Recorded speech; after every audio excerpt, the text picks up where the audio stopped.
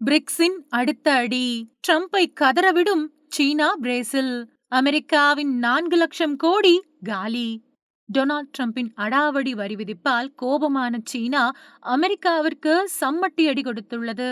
BRICS நாடான பிரேசிலுடன் கைகோர்த்த சீனா ஒரே move மூலம் அமெரிக்காவிற்கு செல்ல வேண்டிய 4,00,000 கோடிக்கு செக் வைத்துள்ளது.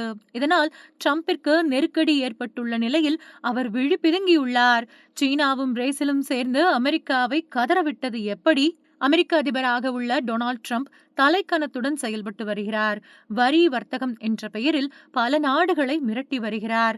அவ்வப்போது அடாவடியாக நாடுகளுக்கு வரிகளை விதித்து வருகிறார். குறிப்பாக பிரிக்ஸ் நாடுகளை சீண்டி வருகிறார். அமெரிக்க டாலருக்கு மாற்றாக வேறு கரன்சியை கொண்டு வரலாம் என்ற பயத்தில் அவர் பிரிக்ஸ் நாடுகளை சீண்டி வருகிறார். பிரிக்ஸ் கூட்டமைப்பில் பிரேசில், ரஷ்யா, இந்தியா, சீனா, தென்னாப்பிரிக்கா, எகிப்து, எத்தியோப்பியா, ஈரான், இந்தோனேஷியா, ஐக்கிய அரபு எமிரேட்ஸ் என்று 10 நாடுகள் உள்ளன. இதில் முக்கியமான நாடுகள் என்றால் ரஷ்யா, சீனா, இந்தியா, பிரேசில் தான். இந்த நாடுகளை ட்ரம்ப் குறிவைத்துள்ளார். சீனாவிற்கு 145% வரி போட்டார். இப்பொழுது 30% வரி நடைமுறையில் உள்ளது. ரஷ்யாவிடம் கச்சா எண்ணெய் வாங்குவதை சுட்டிக்காட்டி நம் நாட்டிற்கு 50% வரி போட்டுள்ளார். இதில் 25% செயல்பாட்டிற்கு வந்துள்ளது. வரும் 27ஆம் தேதி அடுத்த கட்டமாக நடைமுறைக்கு வர உள்ளது. அதேபோல் பிரேசில் நாட்டிற்கு ட்ரம்ப் 50% வரியை நடைமுறைப்படுத்திவிட்டார். மேலும் உக்ரைன் மீதான போரால் ரஷ்யா மீது ஏற்கனவே பொருளாதார தடைகள் உள்ளன.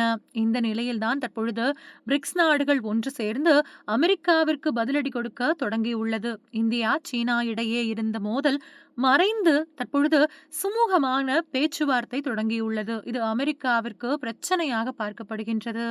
இதன் அடுத்த கட்டமாகத்தான் சீனாவும் பிரேசிலும் சேர்ந்து அமெரிக்காவை கதறவிட்டுள்ளது.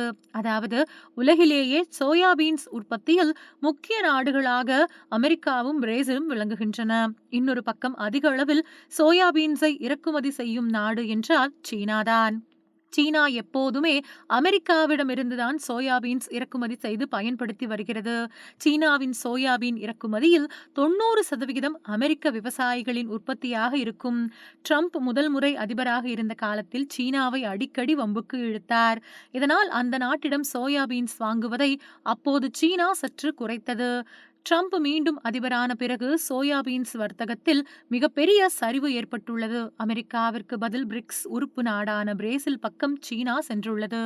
கடைசி 7 மாதங்களில் 6,10,00,000 டன் சோயாபீன்ஸை சீனா இறக்குமதி செய்திருக்கின்றது. இதில் வெறும் 25% மட்டும்தான் அமெரிக்காவிலிருந்து இறங்கியது. 70% சோயாபீன்ஸ் பிரேசிலில் இருந்துதான் வந்திருக்கின்றது. குறிப்பாக கடந்த ஜூலை மாதம் சோயாபீன்ஸ் இறக்குமதியில் அமெரிக்காவை மொத்தமாக கழற்றி விட்டுவிட்டது சீனா. அந்த மாதம் மொத்தம் 1,16,00,000 டன் சோயாபீன்ஸை சீனா இறக்குமதி செய்தது. இதில் 1,03,00,000 டன் பிரேசிலில் இருந்து வாங்கியது. வெறும் 4,2 லட்சம் டன் தான் அமெரிக்காவிடமிருந்து இறக்குமதி செய்யப்பட்டது. அதாவது 90% சோயாபீன்ஸை பிரேசிலிடமிருந்தும் வெறும் 4% சோயாபீன்ஸை அமெரிக்காவிடமிருந்தும் வாங்கியிருக்கின்றது சீனா. இந்த ஆண்டு மொத்தம் 16,70,00,000 டன் சோயாபீன்ஸை பிரேசில் உற்பத்தி செய்யக்கூடும்.